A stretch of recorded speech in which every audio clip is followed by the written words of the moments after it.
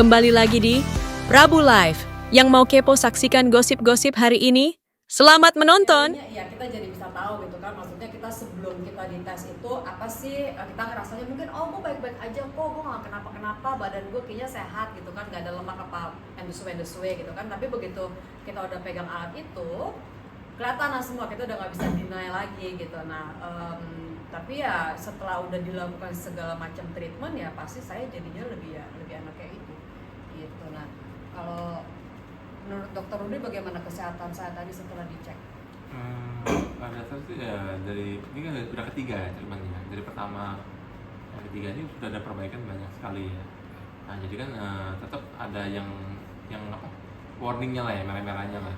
Dari mungkin ya itulah dibilang kan teorinya seperti itu, tapi kan pada akhirnya kenyataan prakteknya kadang-kadang kan mungkin Mbak Putri sering lupa juga ya. Pasti. Ya, ada yang bolong-bolong. Ya itu yang mungkin harus lebih dirutinin lagi, lebih dijaga lagi biar hasilnya lebih bagus lagi. Ya, jadi kayak dijadikan pola hidup setiap hari, daily habit gitu. Karena kan oke lah mungkin di sini kita dikasih tahu gitu kan, oke Put, lu yang nggak bagus ini, lu harus berubah ini. Oke gitu kan, kita lagi duduk, oke gue harus inget gitu kan. 1 hari 2 hari abis itu udah lewat gitu, lupa. Karena kan kita hidup itu kan ada banyak yang kita kerjain, kita pikirin gitu kan, jadi ya lupa. Nah itu ya pola hidup sehat harus kita jadikan kebiasaan. Mungkin ada kesulitan nggak treatment untuk Mbak Put sendiri, untuk menjalankan treatmentnya dengan pasien? Kesulitan sih Maksudnya kesulitan kayak karena mungkin pola makannya kah jadi berpengaruh, karena mungkin lemaknya atau apa gitu? Ada kendala? Ini kan treatment kan dari awal kita melihat dia punya kondisi tubuh pasien. Jadi otomatis kan ini misalnya katakanlah ini kamu punya kadarnya fungsi levernya kok kurang bagus ya, namanya ya salah satu mungkin detoxnya ya. Apa dari situ kan kita bisa saranin, berarti kamu nih ada sesuatu yang masalah nih. Apakah masalah di pola tidurnya kah? Kamu gimana? Apa sering begadang apa enggak? Gitu. Jadi dari situ kan kita bisa tindak lanjutin, berarti kamu harus tidurnya coba lebih teraturin. Dilakukan seperti itu pasti hasilnya lebih membaik gitu loh. Jadi sebenarnya kesulitan bukan di sini ya, di pasiennya sendiri. Apakah dia mau ngikutin kita punya saran untuk dia lebih baik, tergantung pasiennya. Kita cuma sebagai dokter kita ngasih yang terbaik, kasih solusi dan saran ke pasien yang terbaik. Waktu awal datang mungkin Mbak Putri keluhannya apa sih? Keluhan awal ya itu pertama tetap dari pinggangnya itu utama itu. Pinggangnya itu memang dibilang dari awal kan memang awal pertama itu memang kondisinya agak parah ya. Skolio. Nah, ada masalah di tulangnya. Jadi kondisinya beliau tuh yang utamanya di pinggangnya. Jadi setelah diterapi, ya jadi kan hasilnya pun ada perbaikan signifikan lah.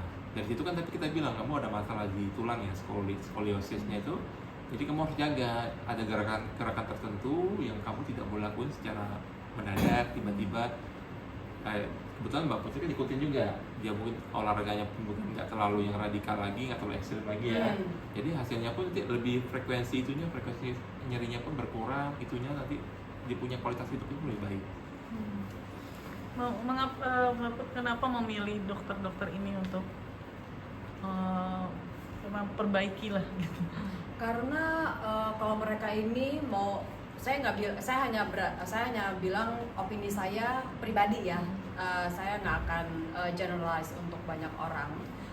Tapi kalau saya merasa dengan mereka ini saya nyaman gitu, karena mereka kalau memang mau membantu orang, mereka benar-benar dengan tulus dan niat ngebantu orang gitu kan. Maksudnya karena ya selain mereka profesinya sebagai dokter yang memang mereka harus membantu orang, tapi kan kalaupun misalnya mereka lagi sibuk pun, misalnya saya bilang kemarin sama dokter Frankie, dokter saya pinggangnya problem lagi nih, badan mulai pegel-pegel, ada obat nggak? Nah misalnya mungkin dia lagi nggak di lokasi yang di BSD ini misalnya kan, dia lagi pergi, nah nanti dia benar-benar akan usaha untuk bagaimanapun juga caranya untuk saya bisa dapat obat itu. Dan begitu juga dengan Dokter Rudy gitu. Jadi mereka kalau udah masalah mau membantu orang, mereka niat banget, dan itu yang membuat saya jadi nyaman dan saya selalu baliknya ke mereka gitu. Walaupun itu yang alasan yang kesekian. Alasan pertama adalah kalau kita ke BSD selalu dikasih makanan.